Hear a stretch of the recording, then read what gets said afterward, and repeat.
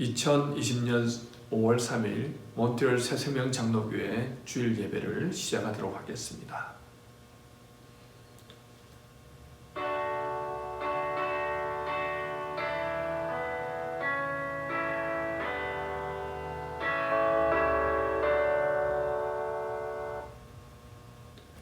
새 노래로 여호와께 노래하라. 온 땅이여 여호와께 노래할지어다. 여호와께 노래하여 그의 이름을 송축하며 그의 구원을 날마다 전파할지어다. 그의 영광을 백성들 가운데 그의 기이한 행적을 만민 가운데 선포할지어다. 아멘. 오늘도 살아서 역사하시는 하나님 아버지 참으로 감사합니다. 흩어졌던 백성들 오늘도 각 가정에서 온라인으로 함께 모여 예배할 수 있도록 인도하여 주시니 참으로 감사합니다. 세상은 여러 가지로 참으로 힘들고 어려운 가운데 지금 흘러가고 있습니다. 앞으로 어떻게 될지 알지 못하는 그런 상황이지만 하나님의 백성들 오직 주만 바라보며 오직 주만 의지하며 나아갑니다. 오늘도 마음과 뜻과 정성을 다해 드리는 이 예배를 받아 주시옵소서. 친히 임재하고 계심을 믿습니다. 은혜 내려주시고자 하나님께서 예배하시고 계심을 믿습니다. 오늘도 그 임재 앞에서 하나님의 영광을 바라보며 하늘의 은혜로 가득 채워주심을 통하여 우리의 영이 소성되어지는 회복되어지는 놀라운 은혜 맛보게 하여 주시옵소서. 감사와 영광 올려드리옵 예수의 거룩하신 이름으로 기도드리옵나이다. 아멘. 찬송가 36장 찬양하도록 하겠습니다.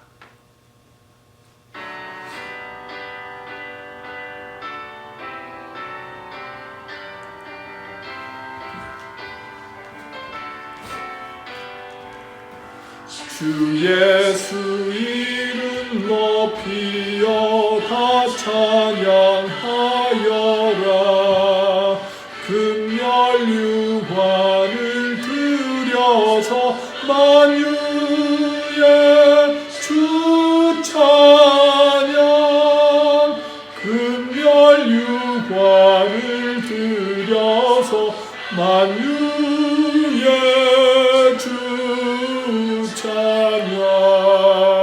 주 예수 당한 고난을 못 잊을 죄인아 내 귀한 몸에 바쳐서 만유의 주 찬양.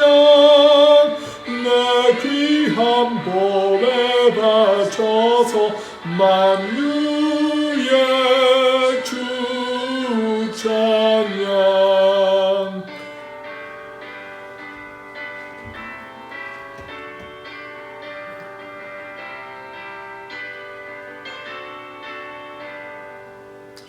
이 지구 위에 거하는 온 세상 사람들 그 크신 위엄 높여서 만유의 주 찬양. 그 크신 위엄 높여서 만유의 주 찬양. 주 믿는 성도 다 함께 주 앞에 엎드려 무궁한 노래 불러서 만유의 주 찬양. 노래 불러서 만유의 주 찬양. 아멘. 이 시간은 우리 지난 한 주의 삶을 돌아보면서 우리의 잘못된 부분들 하나님 앞에 회개하며 나아가는 시간입니다. 우리의 교만하였던 모습들, 이기적이었던 모습들, 또 하나님보다 내가 더 중심이 되어서 내 뜻대로 살았던 그 모든 모습들, 감사보다는 불평하며 또 용서하지 못하고 비난하고 비판하는 삶을 살았던 그런 모습들, 탐욕으로 가득 찼던 모습들, 우리 안에 하나님이 기뻐하시지 않는 모든 모습들을 고백하며 나갔으면 좋겠습니다. 우리 다 같이 이 시간 함께 동의하고 자복하는 마음으로 기도하겠습니다. 하나님, 저희들을 용서해 주시옵소서. 하나님, 우리를 빗된 자들로 살아라고 하나님의 자녀로 삼아주셨는데 우리의 옛 자아로 인하여서 늘 쓰러지고 넘어지는 연약한 모습을 보입니다. 하나님이 기뻐하시지 않는 모습들, 항상 이기적이고 나중심적인 모습들, 주님보다 내가 먼저 앞서가고 내 생각이 하나님을 근심케 하는 그러한 생각들이었음을 고백합니다. 하나님, 주님께서 주신 이 귀한 삶, 귀한 시간을 헛되이 보낼 때가 많았음을 고백합니다. 하나님보다 더 중요하게 생각하는 것들을 위해서 열심히 달려갔던 모습들 용서해 주시옵소서. 게으르고 나타했던 모습들도 용서해 주시옵소서. 사랑하지 못하고 주님 살았던 모습들 용서해 주시옵소서. 하나님, 오늘도 겸손하게 주님을 바라봅니다. 다른 사람들을 용납하고 이야기보다 비판하고 정죄하고 판단했던 모습들 또한 주님 용서해 주시옵시고, 오늘도 주님 앞에서 걸어가고 온전함이 회복되게 하시고 내 안에 있는 모든 죄악들이 예수 그리스도의 보혈의 피로 더 깨끗하여지고 오늘 주님이 받으시는 귀한 산제물로 올려드릴 수 있도록 주님 인도해 주시옵소서. 저희들은 부족합니다. 연약합니다. 하지만 예수 그리스도의 보혈의 피를 의지하며 오늘도 주님 앞에 나아갑니다. 거룩함으로 경건함으로 나가게 하시고 하나님의 은혜로 충만한, 능력으로 충만한 삶되게 하옵시며 우리가 드려지는 이 예배가 하나님 받으시기에 합당한 예배 되게 하시고 무엇보다 예배 통하여 하나님 만나고 능력받고 변화되어지는 은혜의 시간 되게 하여 주시옵소서. 감사와 영광 올려드리며 예수님의 거룩하신 이름으로 기도드리옵나이다. 아멘. 사도신경으로 우리의 신앙을 고백하도록 하겠습니다. 전능하사 천지를 만드신 하나님 아버지를 내가 믿사오며 그 외아들 우리 주 예수 그리스도를 믿사오니 이는 성령으로 잉태하사 동정녀 마리아에게 나시고 본디오 빌라도에게 고난을 받으사 십자가에서 달려 죽으시고 장사한 지 사흘 만에 죽은 자 가운데서 다시 살아나시며 하늘에 오르사 전능하신 하나님 우편에 앉아 계시다가 저리로서 산 자와 죽은 자를 심판하러 오시리라. 성령을 믿사오며 거룩한 공회와 성도가 서로 교통하는 것과 죄를 사하여 주시는 것과 몸이 다시 사는 것과 영원히 사는 것을 믿사옵나이다. 아멘. 성시교독 112번입니다. 교회 교육주의 1편 성시교독 112편 함께 교독하시겠습니다. 제가 먼저 읽겠습니다. 이는 곧 너희의 하나님 여호와께서 너희에게 가르치라고 명하신 명령과 규례와 법도라. 너희가 건너와서 차지할 땅에서 행할 것이니 곧 너와 네 아들과 네 손자들이 평생이 내 하나님 여호와를 경외하며 내가 너희에게 명한 그 모든 규례와 명령을 지키게 하기 위한 것이며 또 내 나를 장구하게 하기 위한 것이라. 이스라엘아 듣고 삼가 그것을 행하라. 그리하면 네가 복을 받고 내 조상들의 하나님 여호와께서 내게 허락하신 같이 적과 꿀이 흐르는 땅에서 내가 크게 번성하리라. 이스라엘아 들으라. 우리 하나님 여호와는 오직 유일한 여호와시니 너는 마음을 다하고 뜻을 다하고 힘을 다하여 내 하나님 여호와를 사랑하라. 아멘. 찬송가 565장 예수께로 가면 함께 찬양하시겠습니다.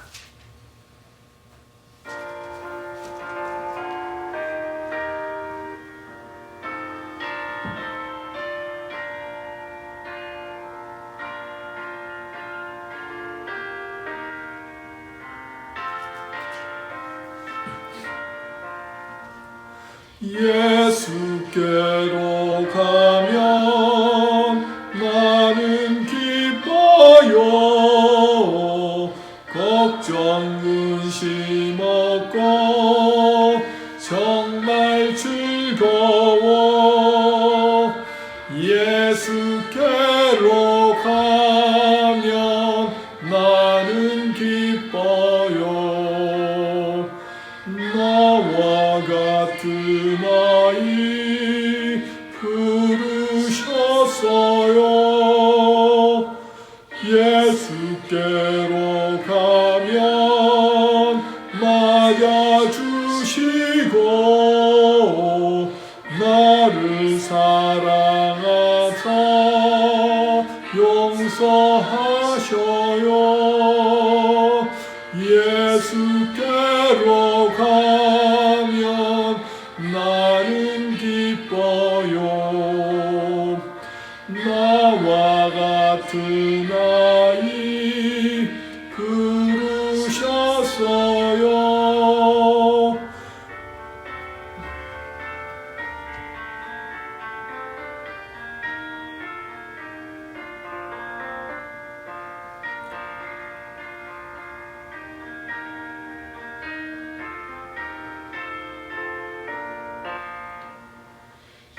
예수께로 가면 손을 붙잡고 어디서나 나를 인도하셔요. 예수께로 가면 나는 기뻐요. 나와 같은 아이 부르셨어요.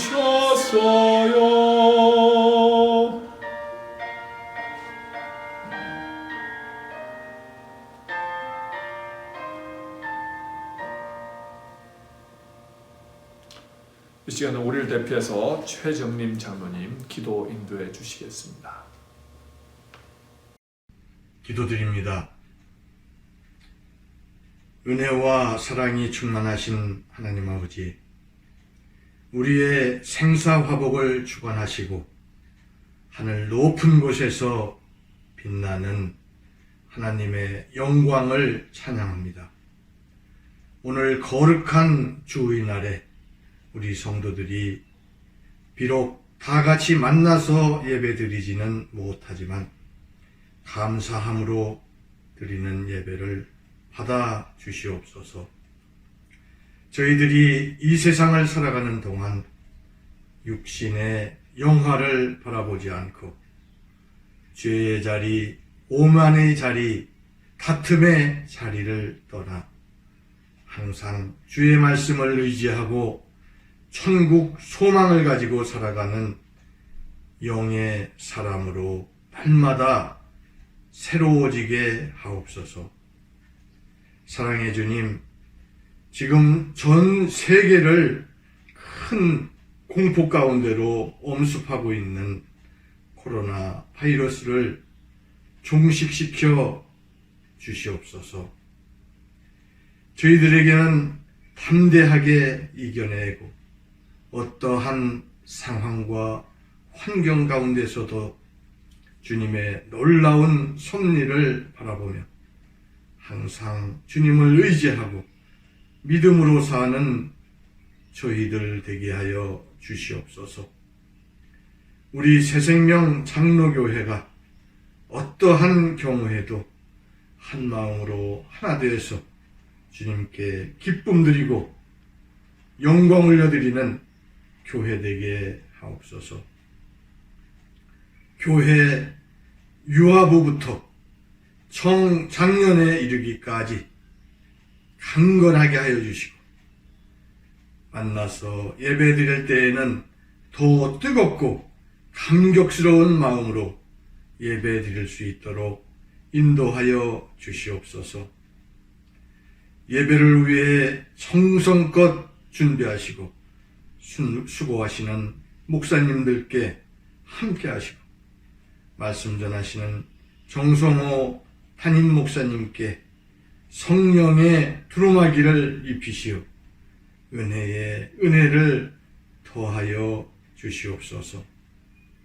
시작입니다. 마치는 시간까지 주님 함께 해주실 줄 믿고 이 모든 말씀을 우리를 구원하신 예수 그리스도의 이름으로 기도 올리옵나이다.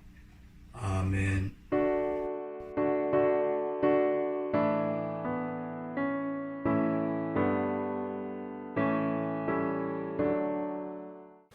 오늘 본문의 말씀 요한복음 10장 1절로부터 10절 말씀 정기명 권사님 성경 봉독해 주시겠습니다. 내가 진실로 진실로 너희에게 이르노니 문을 통하여 양의 우리에 들어가지 아니하고 다른 데로 넘어가는 자는 절도며 강도요 문으로 들어가는 이는 양의 목자라. 문지기는 그를 위하여 문을 열고 양은 그의 음성을 듣나니 그가 자기 양의 이름을 각각 불러 인도하여 내느니라. 자기 양을 다 내놓은 후에 앞서가면 양들이 그의 음성을 아는 고로 따라오되 타인의 음성은 알지 못하는 고로 타인을 따르지 아니하고 도리어 도망하느니라. 예수께서 이 비유로 그들에게 말씀하셨으나 그들은 그가 하신 말씀이 무엇인지 알지 못하니라. 그러므로 예수께서 다시 이르시되 내가 진실로 진실로 너희에게 말하노니 나는 양의 문이라. 나보다 먼저 온 자는 다 절도요 강도니 양들이 듣지 아니하였느니라. 내가 문이니 누구든지 나로 말미암아 들어가면 구원을 받고 또는 들어가며 나오며 꼴을 얻으리라. 도둑이 오는 것은 도둑질하고 죽이고 멸망시키려는 것뿐이요 내가 온 것은 양으로 생명을 얻게 하고 더 풍성히 얻게 하려는 것이라. 이 시간은 요게벳의 노래라는 제목으로 송여원 집사님 가정에서 특송해 주시겠습니다.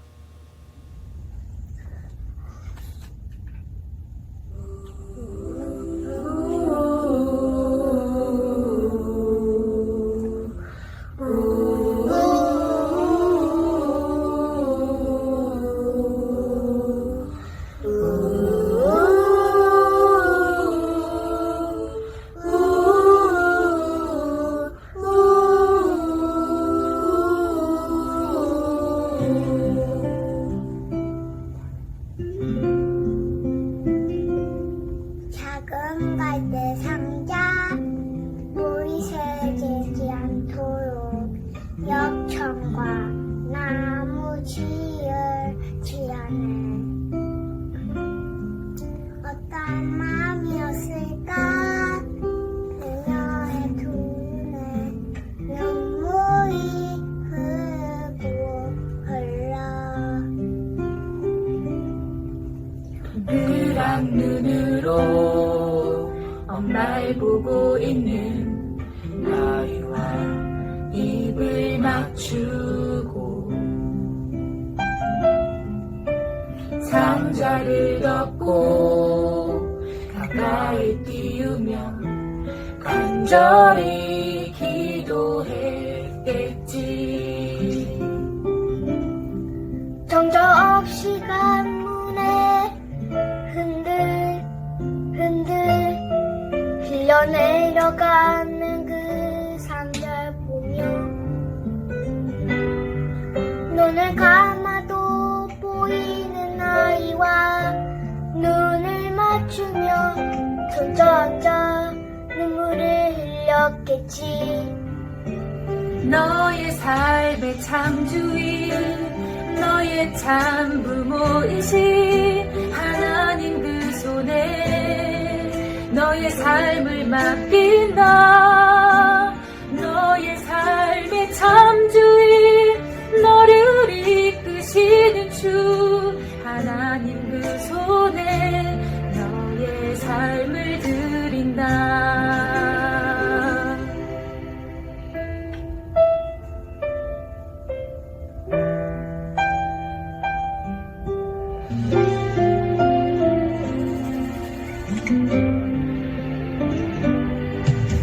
어떤 마음이었을까. 그녀의 두 눈에 눈물이 흐르고 흘러 정처 없이 간물에 흔들 흘러내려가는 그 상자를 보며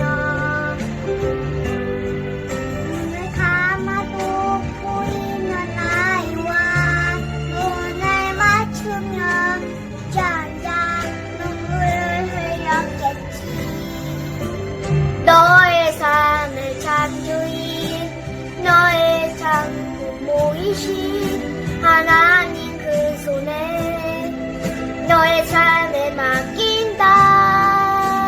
너의 삶을 잠두이 너를 이끄시는 주 하나님 그 손에 너의 삶을 드린다. 그가 널 구원하시니 그가 널 이끄시리라.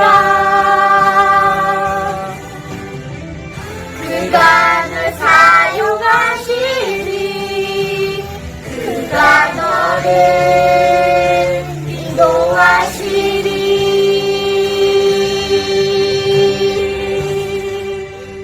너의 삶을 참주이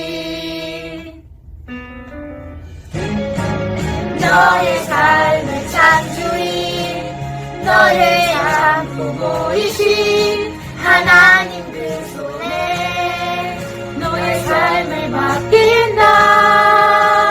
너의 삶을 참주이 너를 이끄시는 주 하나님 그 손에 너의 삶을 드린다.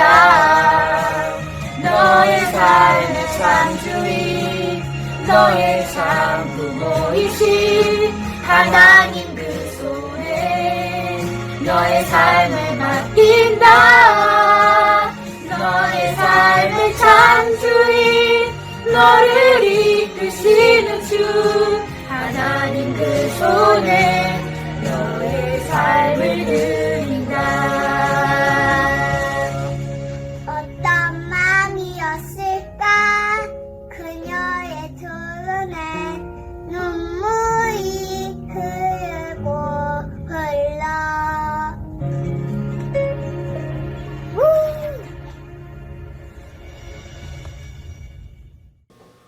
오늘은 예수님은 누구신가? 라는 제목으로 말씀을 전하도록 하겠습니다. 벌써 5월이 되었습니다. 날이 따뜻해져서 그런지 지난주부터 산책을 하고 운동을 하는 분들이 길거리에 많이 보입니다. 지난주 한국은 코로나19의 확산이 10명 이하로 줄어들었고 또 공공장소의 모임도 부분 허용을 하면서 대부분의 교회도 예배당에서 이제 예배를 드리고 사회적 격리를 지키면서 관광까지 하는 그런 모습들을 볼 수 있었습니다.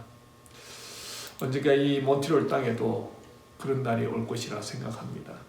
아직 확진자들이 줄어들지 않는 상황이라 조심해야 하는 단계이지만 백신과 치료제의 개발에 박차를 가하고 있는 상황이라 조만간 좋은 소식이 들려올 것이라 믿습니다. 이미 미국에서는 에볼라 바이러스 치료제인 렘데시비르라는 그 약품이 코로나 바이러스에 어느 정도 치료 효과가 있다가 또 보고되어져서 FDA의 승인을 받았다는 소식도 들려옵니다. 신실하신 하나님은 우리의 간절한 기도를 들으시고 이 어려움도 능히 이겨나가게 하실 것입니다.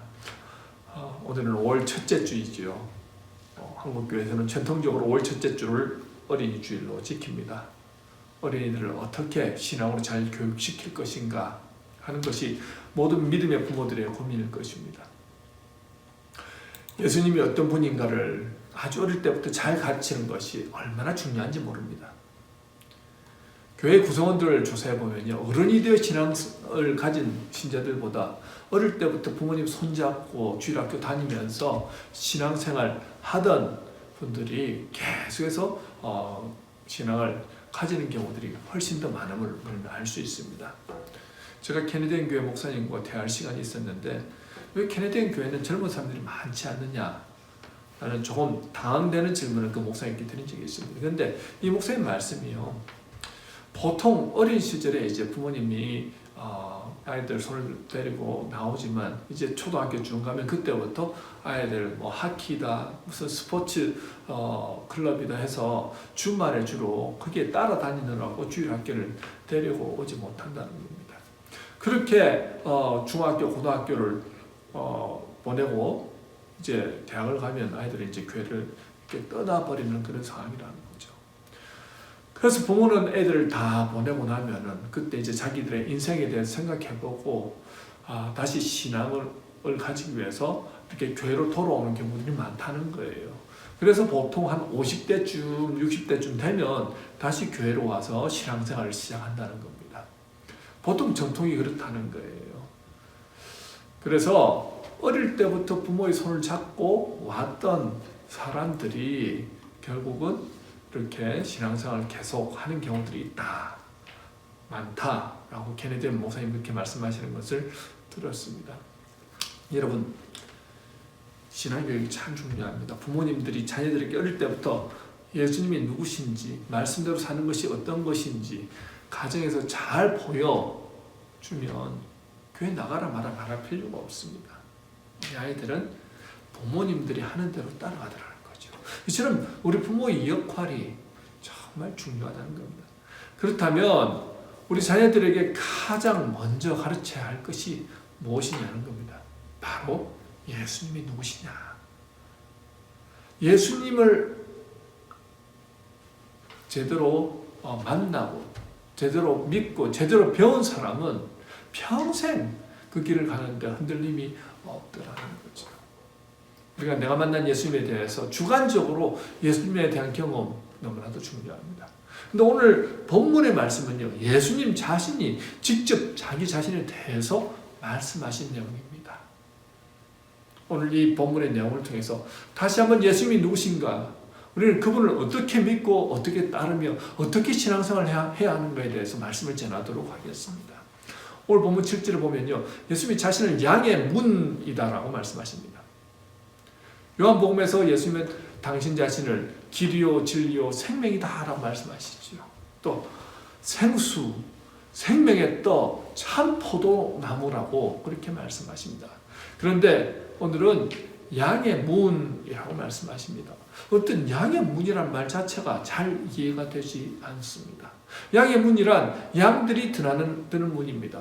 예수님 당시 팔레스타인에 사는 사람들은요, 거의 집에서 양들을 키웠습니다. 작게는 4-5마리, 또 많게는 거의 한 수십 마리에서 100마리 정도까지 키웁니다.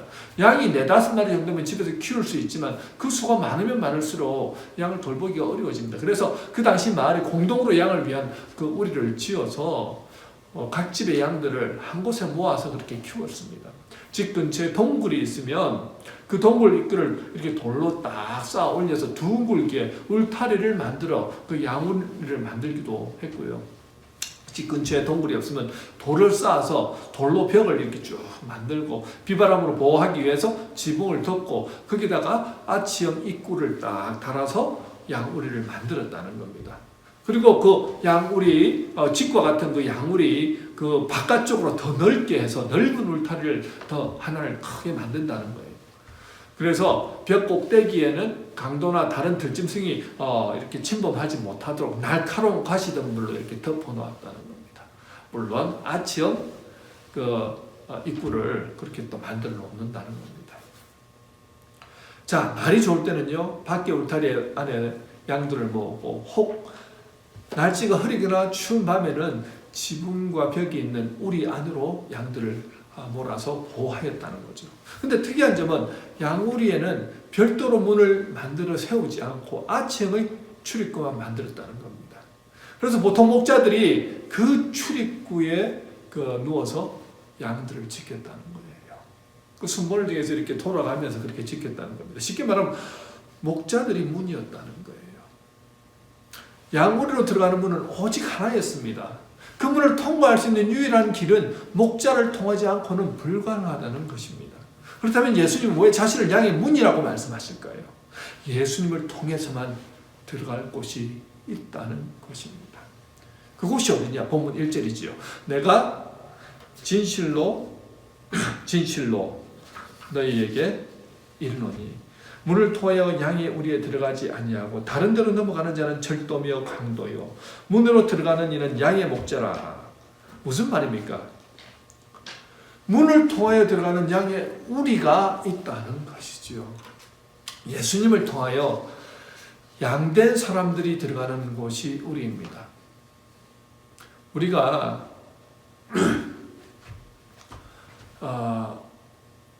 생각할 때 이 우리가 무엇인가라는 거죠. 자, 루터는 양의 우리를 교회라고 말했고요. 칼빈은 예수님이 통치하시는 하나님의 나라라고 말씀합니다. 이 두 번의 견해가 다 맞습니다. 교회는 예배당 건물이 아니라 예수를 믿음으로 구원받은 사람들의 모임입니다.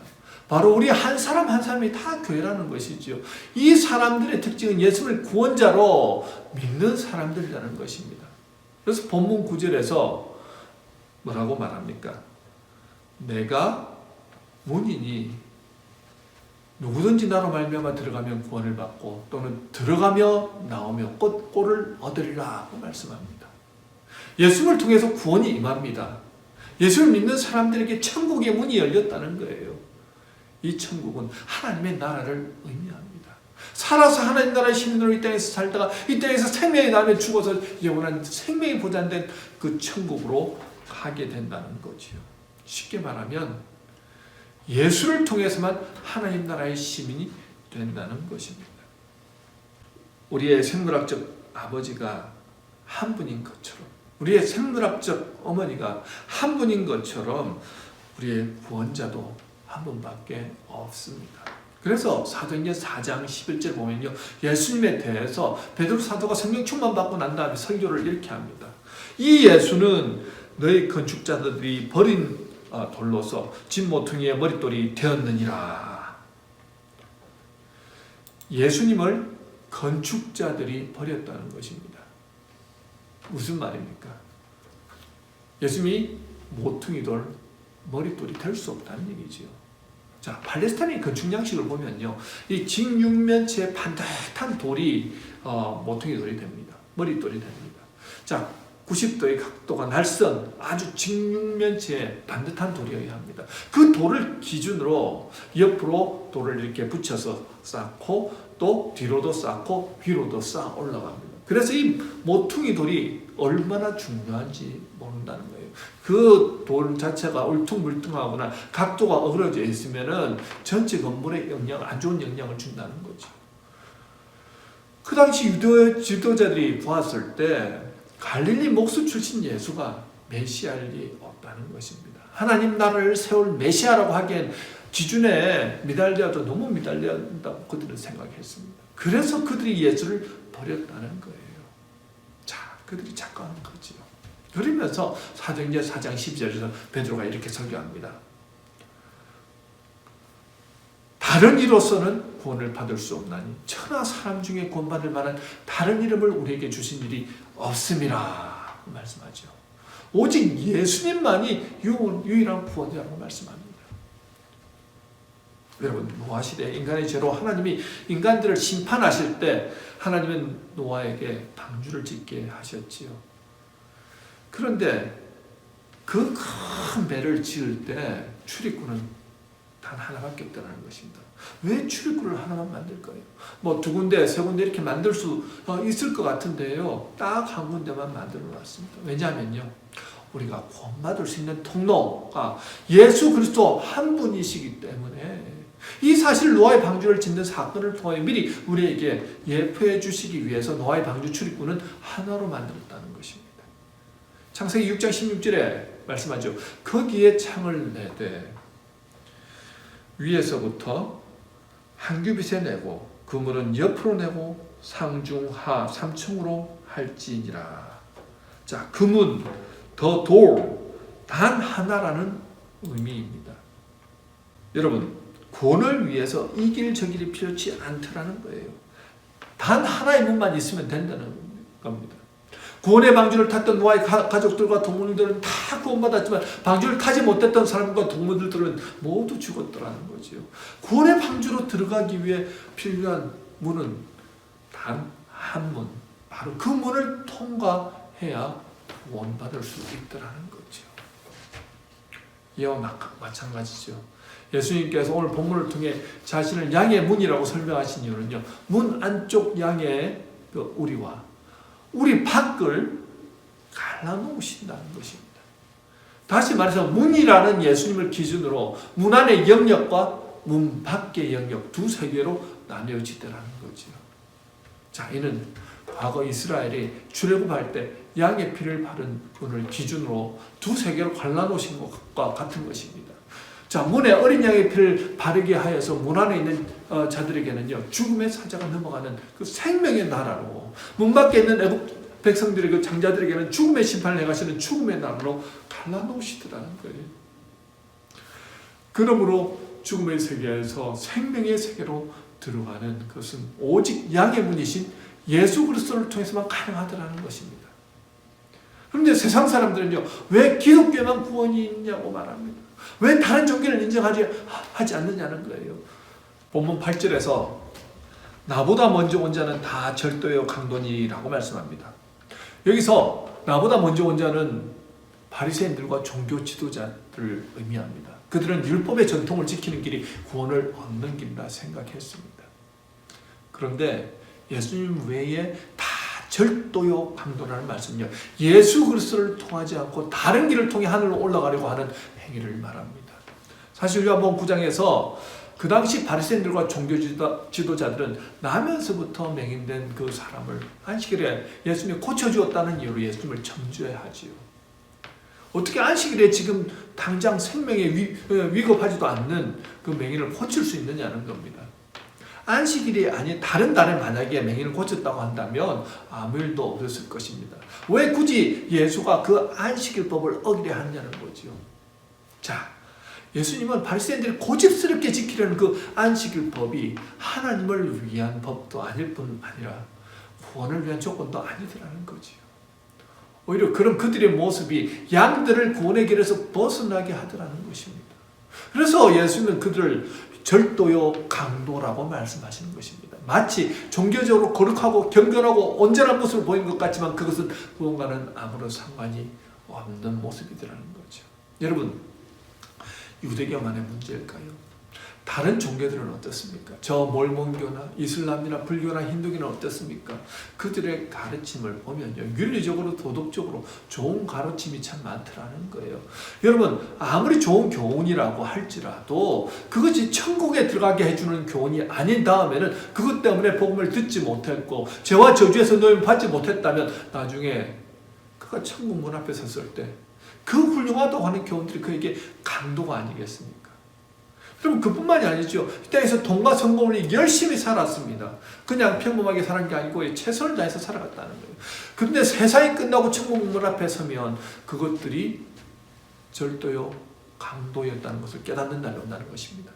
돈 버느라 성공을 위해 열심히 달려갔는데 그러면서 복음은 들어보지도 못하고 세상 끝날을 맞이하였을 때 결국 그 돈과 성공이 절도요 강도가 되더라는 거지요. 노아의 때에도 회개하라고 하나님의 그 심판이 임할 것이라고 노아가 아무리 부르짖어도 그들은 전혀 듣지 않다는 것입니다. 그 당시의 특징은요, 이 땅에서의 삶이 전부이냐 그렇게 평범한 삶을 위해서 열심히 살아가더라는 거죠. 죄로 관여한 세상의 특징은 아니겠습니까? 시집가고 장가가고 밥 깔고 아이들 키우고 하나님을 멀리하면서 그냥 이 세상의 삶이 다이냐 그렇게 정신없이 살아갑니다. 여러분, 그게 뭐가 인간적으로 보면 큰 죄입니까? 회개하지도 않고 자기 삶에 바쁘게 살아갔는데 어느 날 홍수 심판이 임하더라는 거죠. 공중못에 잡은 악한 영은요, 죽고 난 이후의 문제보다 오늘 당장 오늘만을 위해 살아가게 하더라는 것입니다. 지금 뭘 먹을까, 무엇을 입을까, 무엇을 마실까, 생존이 더 급하고 더 중요하게 만들더라는 거죠. 본문 1절에서 절도와 강도의 특징은요, 어떻게 쓰든지 양을 잡기 위해 수단과 방법을 가리지 않습니다. 그 도둑과 강도의 목적은 도둑질하고 죽이고 멸망시키는 것이라고 9절에서 말씀합니다. 자, 지금도 마찬가지죠. 예수 믿음으로 구원받은 백성들이 이 땅에서 복의 근원으로 행복하게 살지 못하도록 예수 그리스도의 은혜가 임하지 못하도록 그렇게 만들더라는 것입니다. 예수가 밥 먹여주냐? 지금 이 땅에서 잘 먹고 잘 사는 게 더 중요하다. 그렇게 속삭이지요. 사탄은 저와 여러분을 죽이고 멸망시키는 것이 목적입니다. 여러분, 우리가 언제 넘어집니까? 오직 예수님만이 구원의 문제라는 사실을 다 잊을 때 아닐까요? 예수 없이도 성공할 수 있다고 속삭일 때 여러분 그때 정신 바짝 차려야 한다는 것입니다. 양의 문 밖에 있으면 목자의 보호를 받을 수 없더라는 거죠. 여러분 양의 문 안에 있어야 목자의 보호를 받을 수 있습니다. 자, 예수님을 통해서 구원을 받는 것뿐만 아니라 9절에서 뭐라고 말합니까? 들어가며 나오며 꼴을 얻는다고 말씀합니다. 또 10절에서는요, 내가 온 것은 양으로 생명을 얻게 하고 더 풍성히 얻게 하려는 것이라고 또 말씀합니다. 자, 9절 말씀에 들어가며 나가며 꼴을 얻는다는 말씀은 예수 믿음으로 구원받은 사람, 즉 예수님을 목자로 모시고 사는 사람에게 예수님이 매일 꼴을 주시는데 그 꼴은 예수님이 공급하시는 영적 양식을 말합니다. 요한복음 4장 14절에서 예수님은 자신을 영생하도록 솟아나는 샘물이라고 말씀하시고, 요한복음 6장 35절에서 예수님은 자신을 생명의 떡이라고 말씀하셨습니다. 예수를 가까이 한 사람은요, 매일 공급되는 꼴이 있는데 그것이 바로 영원토록 목마르지 않는 샘물과 떡이라는 것입니다. 여러분, 매일 예수님이 공부해 주신 생명의 샘물과 떡을 먹어야 우리 영적인 사람들, 예수 믿음을 구원받은 사람들은 살아갈 수 있다는 거죠. 여러분, 인간이 육신의 생명이 유지되기 위해서 꼭 필요한 것이 이 물과 식량 아닙니까? 그런데요, 마찬가지로 영의 생명이 유지되기 위해서 똑같이 필요한 것이 생명의 샘물과 떡이라는 것입니다. 그것은 예수님만이 주실 수 있는 것입니다. 다른 어떤 것으로도 도저히 충족되지 않더라고요. 돈도, 명예도, 권력도, 취미도, 심지어 술이나 마약도, 그 어떤 것도 이 영적 양식, 예수님이 공급하시는 그것을 대신할 수는 없습니다. 오직 예수님만이 공급하실 수 있다는 거죠. 그렇기에 날마다 목자 되신 예수님께 우리는 나가야 한다는 것입니다. 자, 오늘 본문 3절 4절에서 양의 문을 설명하시면서 목자와 양의 관계가 어느 정도로 친밀한 관계가 되어야 하는가에 대해서 말씀하십니다. 3절 4절 보십니다. 문지기는 그를 위하여 문을 열고 양은 그의 음성을 듣나니 그가 자기 양의 이름을 각각 불러 인도하여 내느니라. 자기 양을 다 놓은 후에 앞서가면 양들이 그의 음성을 아는 거로 따라오되 타인의 음성을 알지 못하는 거로 타인을 따르지 아니하고 도리어 도망하느니라. 자, 예수님은 그 당시 팔레스타인에 사는 사람들이 이해되기 쉽도록 그 목자와 양의 관계를 통해서 구원받은 하나님의 백성들이 누리는 축복에 대해서 잘 설명해 주십니다. 구원받은 백성들은요, 본문 3절에서 양의 우리 안에 들어온 양들입니다. 자, 이 양들의 특징은요, 목자의 음성을 듣는다는 겁니다. 그가 자기 양의 이름을 각각 불러 인도해낸다는 말이 현대를 살아가는 우리들에겐 좀처럼 잘 이해가 되지 않습니다. 우리의 문화는 양을 키우는 문화가 아니니까 참 이해가 되지 않지요. 케네스 벨리라는 교수님은요, 목자와 양의 관계를 연구하기 위해 레바논에서 수년간 머물렀는데 그때 그 시골의 한 청년에게 물어봅니다. 정말 양들이 주인의 음성을 알아듣느냐? 그러니까 그 청년이 정말 알아듣는다는 거예요.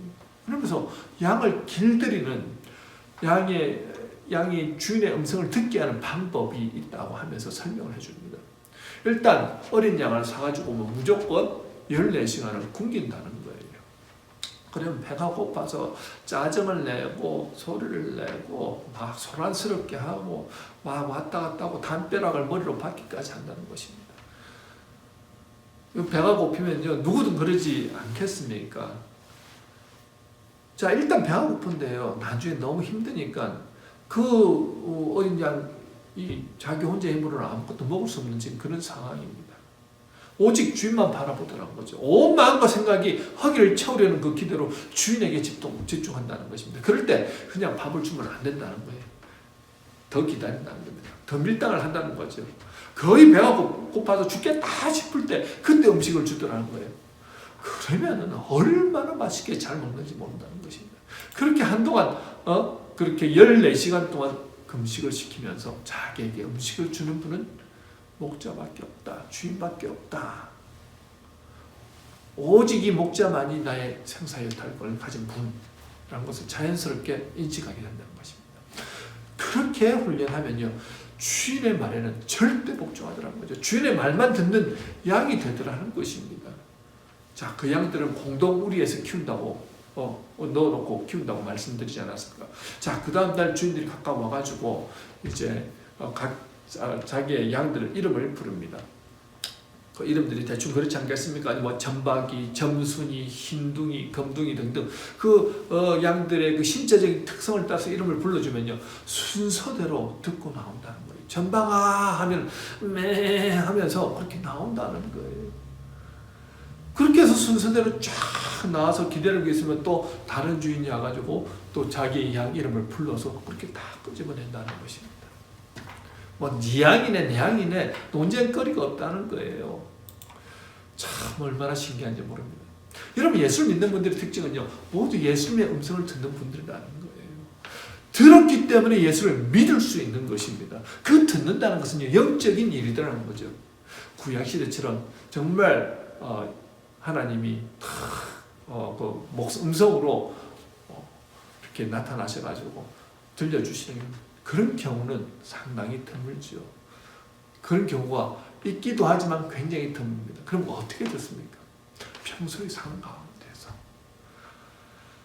듣더라는 거죠. 하나님의 말씀을 통해서, 설교를 통해서, 주변 분들과의 대화를 통해서, 일어나는 일들을 통해서 그렇게 목자 되신 예수님 말씀이 성령의 역사를 통해서 내 마음에 들려오고 깨닫게 되더라는 것입니다. 참 중요한 건요. 이게 성령님께서 주님께서 내게 하시는 말씀이구나 하는 것을 느끼더라는 거죠. 여러분, 여러분의 욕심으로 제 가운데 있을 때 목자 되신 예수님의 근심하는 소리를 여러분 들어보신 적 있으십니까? 아무렇지 않게 누군가를 비판하고 정죄할 때 거짓인지 알면서도 거짓말을 하는 자신의 모습을 발견할 때 어느 순간 저 깊은 마음속에서 목자의 음성이 들립니다. 그건 아닌데 그렇게 하는 것은 잘못인데 하는 그 음성이 들리더라는 거예요. 우리 양심 어느 순간 성령께서 우리에게 하시는 말씀을 알게 되고 깨닫게 된다는 거죠. 여러분 그렇게 했을 때 들렸을 때 빨리 깨닫는 분들은 회개함으로 다시 회복이 되더라는 것입니다. 주로 말씀을 들을 때 아까도 말씀드렸죠. 언제입니까? 말씀을 읽거나 묵상하거나 연구하거나 설교를 들을 때입니다. 또 언제입니까? 하나님과 대화하는 그 기도의 시간이죠. 그래서 우리가 들어가고 나가며 꼴을 얻기 위해서 말씀을 가까이 하고 쉬지 말고 기도하는 건 얼마나 중요한지 모릅니다. 여러분 예수님 말씀을 들어야 인도함을 받는다는 것입니다. 예수님만이 양인 우리에게 가장 안전한 곳, 푸른 풀밭 실만한 물가로 인도하실 수 있는 분이라는 거예요. 근데 아무리 주님이 말씀하셔도 양이 알아듣지 못하면 어떻게 될까요? 도둑과 강도에 의해서 결국 해를 당하게 되더라는 것입니다. 양들은요 혼자서는 살아갈 수 없는 존재라는 거예요. 약합니다. 미련합니다. 고집도 셉니다. 자기 마음대로 하다가 결국은 그런 야생동물들에게 잡혀서 목숨을 잃는 경우가 참 많다는 거죠. 이사야서 53장 6절은 뭐라고 말합니까? 우리는 다 양 같아서 그릇 행하여 각기 제 길로 가거나으리라고 말합니다. 목자의 음성을 듣지 못하면 결국은 자기 마음대로 살아가야 하죠. 그렇게 살다가 결국 일어나 늙기 위해서 큰 해를 당하더라는 것입니다. 이 땅을 살아가는 우리들은요 천국 가는 그날까지 악한 영의 미혹을 받습니다. 어떻게 해서든지 하나님의 백성들을 죽이고 멸망시키고 도둑처럼 우리에게 다가와서 우리를 넘어뜨리더라는 거죠. 이렇게 이 땅 가운데서 꼴을 얻고 생명을 얻고 풍성히 얻는 방법은 들어갈 때에도 예수님으로 들어가는 거예요. 나갈 때에도 예수님으로 나가는 것입니다. 가정생활을 하든 사업을 하든 교회 생활을 하든 내 생활의 모든 것이 예수님과 함께 하는 것입니다. 무슨 일을 하든 어디를 가든 예수님의 허락을 받아서 하는 것입니다. 그렇게 사는 것을 예수님이 문이 되어주시는 삶이라는 거예요. 여러분 다윗은요 시편 23편에서 그의 평생의 삶에서 목자 되신 하나님을 따라가는 삶을 살았을 때 그가 누리는 그 축복을 잘 표현하고 있습니다. 그의 목자는 여호와 하나님이었다는 거예요. 그는 평생 여호와 하나님을 따라갔습니다. 그 음성에 순종했습니다. 그가 잠깐 큰 실수를 하지요. 그때 여호와의 지팡이와 막대기가 그를 바른 길로 다시 인도해 주시더라는 거예요. 그렇게 여호와 하나님을 목자로 모시고 그분의 인도하심 따라갔을 때 어떤 역사가 일어납니까? 하나님의 선하심과 인자하심이 평생을 다윗의 상 가운데 따라다니더라는 거예요. 오늘 보면 10절 말씀처럼 풍성한 삶을 살아갔다는 것입니다. 여러분, 이 험한 세상을 살아가면서 신앙의 의무에 상관없이 우리들은요, 자신만의 목자를 가지고 살아가고 있지 않습니까? 우리의 길을 이끌어가고 또한 우리가 따르는 대상이 바로 목자입니다. 세상 어느 목자도 양을 위해서 자기의 목숨을 바치지 않습니다. 그러나 오직 예수님만은 양들을 위해 기꺼이 자신의 목숨을 내놓으신 분이십니다. 요한복음 10장 14절에 뭐라고 말씀하십니까? 나는 선한 목자라. 나는 내 양을 알고 양도 나를 아는 것이 아버지께서 나를 아시고 내가 아버지를 아는 것 같으니 나는 양을 위하여 목숨을 버리노라 그 말씀합니다. 여러분, 이 세상 무엇을 의지하겠습니까? 돈도 가족도 종교도 건강도 아무것도 의지할 것이 없습니다. 오직 예수 그리스도 그분이 내 삶의 진정한 목자가 되어주실 수 있으십니다. 아무리 상황이 열악하고 사망의 음침한 골짜기를 가고 있다 할지라도 목자의 음성을 들으면 저 여러분은 살아날 수 있다는 거예요.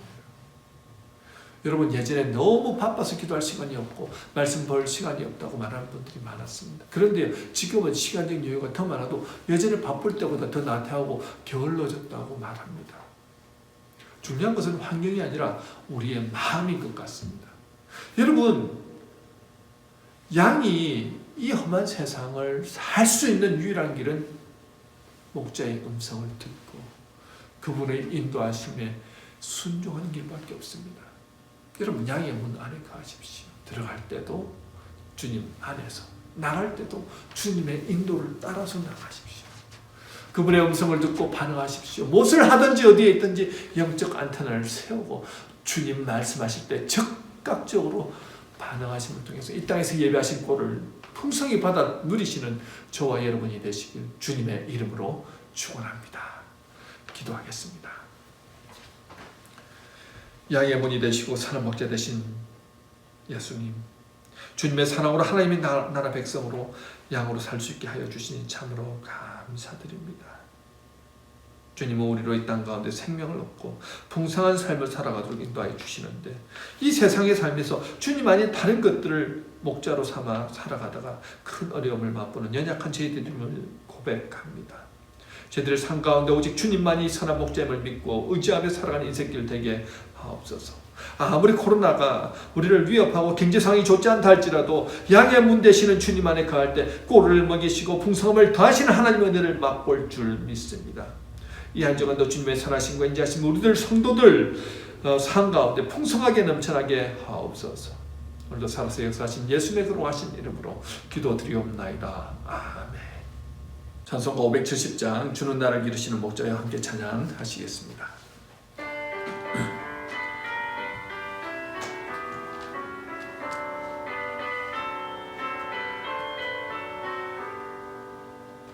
주는 나를 기르시는 목자여 나는 주님의 귀한 어린 양 푸른 풀만 맑은 시냇 물가로 나를 늘 인도하여 주신다. 주는 나의 좋은 목자 나는 그의 어린 양 저를 따라 꼴을 먹여주시니 내게 부족함 전혀 없어라. 예쁜 새들 노래하는 아침과 노을 비끼는 고운 황혼에 사랑하는 나의 목자 음성이 나를 언제나 불러주신다. 주는 나의 좋은 목자 나는 그의 어린 양 따라 꼴을 먹여주시니 내게 부족함 전혀 없어라.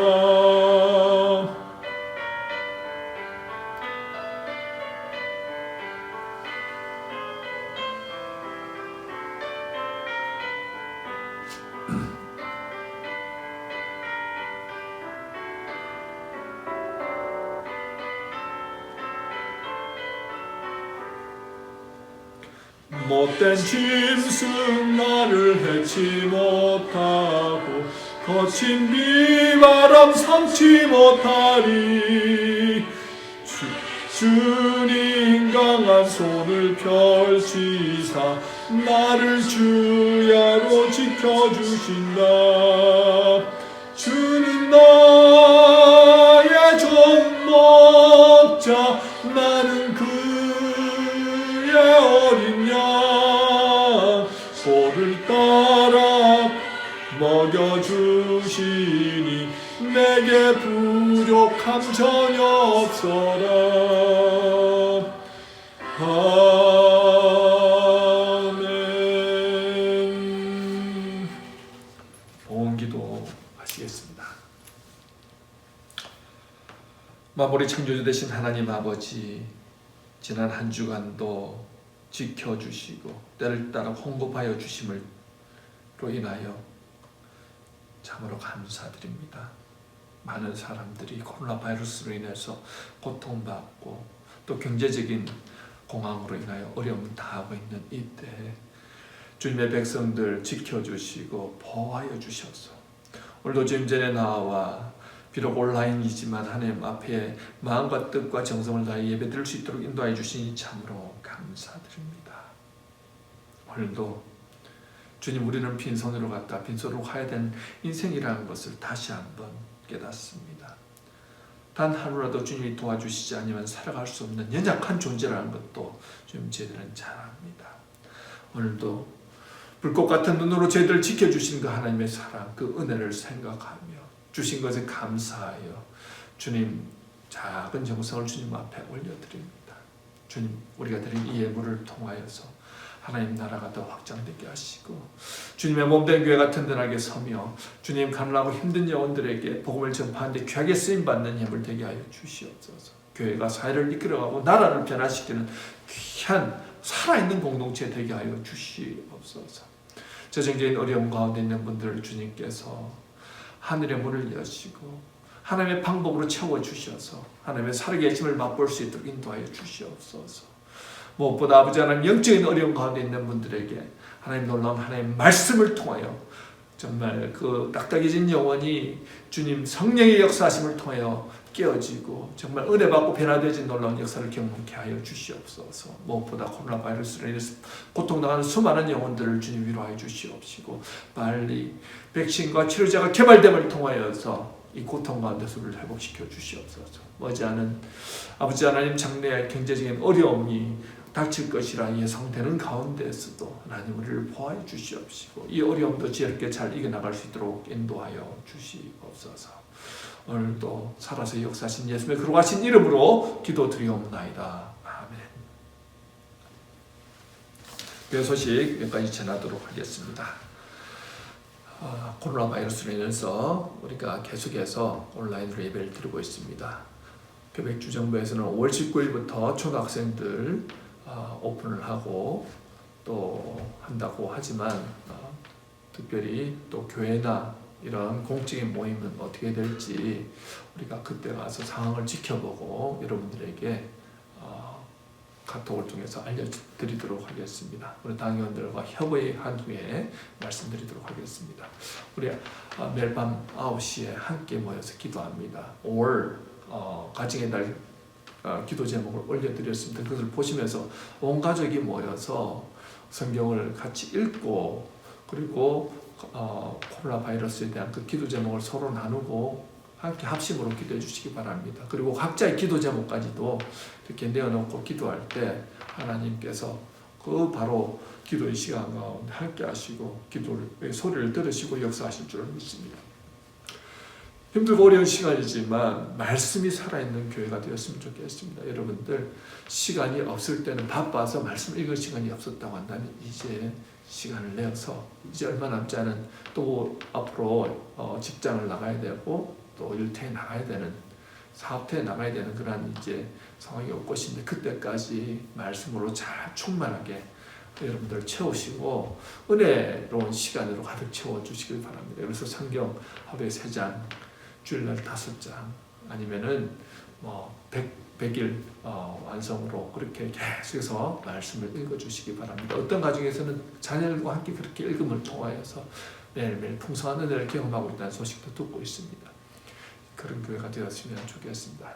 여러분들 건강하시고 매일 살아서 역사하신 하나님 은혜로 충만한 우리 교인들 되시길 바랍니다. 찬송가 원하고 바라고 기도합니다. 함께 찬양하시겠습니다.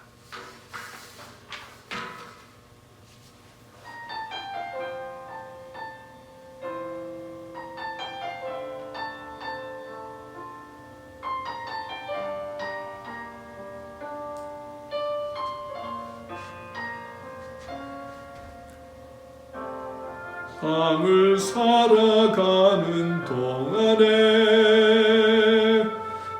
나의 힘을 의지할 수 없으니 기도하고 낙심하지 말 것은 주께서 참 소망이 되심이라.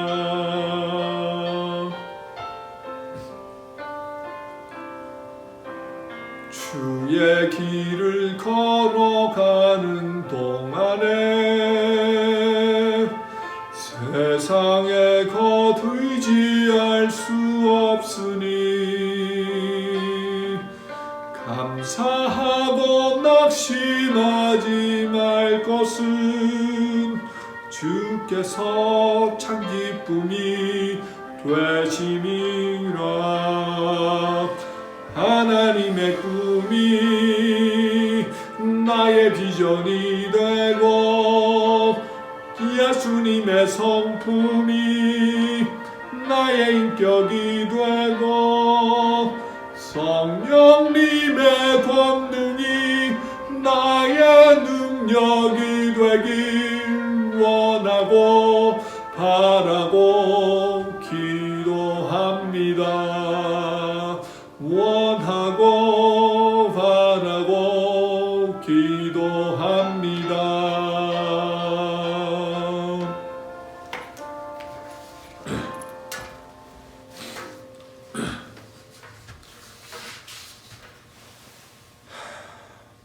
지금은 우리 구주 예수 그리스도의 은혜와 하나님 아버지의 무한하신 사랑하심과 성령님의 감동 감화 교통하심이